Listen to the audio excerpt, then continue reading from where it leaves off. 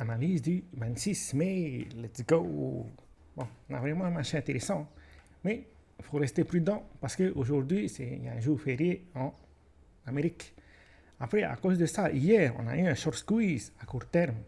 C'est-à-dire que la montée qu'on a eue hier a été provoquée par des positions passives qui ont été forcées de clôturer leurs positions sur le marché. Ce n'était pas des ordres actifs. Dès qu'on est arrivé dans une zone de liquidité, c'est-à-dire une liquidité qui se trouve à l'extrémité des mèches, on n'a pas pu casser et propulser le prix à un niveau supérieur. Donc ça veut dire qu'il n'y a pas eu d'ordre actif sur le marché qui ont réussi à propulser au-dessus des ordres passifs. Si jamais on n'a pas d'ordre actif qui se positionne à l'achat, il y a des possibilités de venir combler par exemple le gap qu'on a laissé là ici. Il y a des possibilités de venir combler le gap. À partir de là, il va falloir surveiller comment les positions passives entrent sur le marché. Parce que si jamais on n'arrive pas, il y a des possibilités de retracer le mouvement. Si jamais les ordres passifs interviennent sur le marché, on peut reprendre un scénario haussier. Quand je parle d'ordre passif, je parle d'ordre passif à l'achat. Et à partir de là, il va falloir surveiller les mèches qu'on a laissées, l'extrémité des mèches. Parce que c'est à ce niveau-là que se trouvent les ordres passifs à l'achat.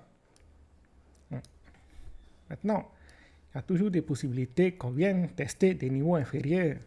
Et là, il va falloir rester prudent. Surtout, il va falloir surveiller le niveau de 96 411. Pour reprendre un scénario haussier, il va falloir que les ordres actifs arrivent à propulser au-dessus des sommets qu'on avait fait précédemment. C'est-à-dire que tant qu'on ne casse pas cette zone-là, il y a peu de chances qu'on commence un scénario aussi à long terme. Donc, il va bien falloir qu'on casse sans pullback. Ça sera encore mieux. Parce que si jamais on a un pullback, ça pourrait être un false breakout. C'est-à-dire qu'on vient juste attraper les liquidités et qu'on retrace le mouvement baissier. Donc, pour l'instant, c'est les chemins probables par rapport à Bitcoin. Après, si on vient ici, par exemple, on peut voir que depuis le squeeze qu'on a fait hier, quand je parlais du squeeze là ici, je parlais du squeeze qui était là ici, mais c'est celui-là. On peut voir qu'il y a plusieurs positions qui ont été forcées de clôturer là ici. Des positions short. Après, tout de suite après, on a eu plusieurs ordres qui sont entrés sur le marché. C'était des ordres à l'achat.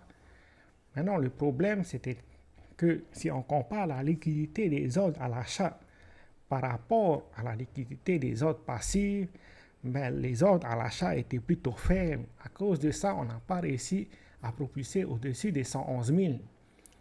Ils ont été absorbés par les ordres passifs et maintenant on peut voir qu'on a cassé notre MSB et qu'on commence à retracer le mouvement. C'est pour ça qu'il y a toujours des probabilités qu'on vienne combler les gaps qu'on a laissés.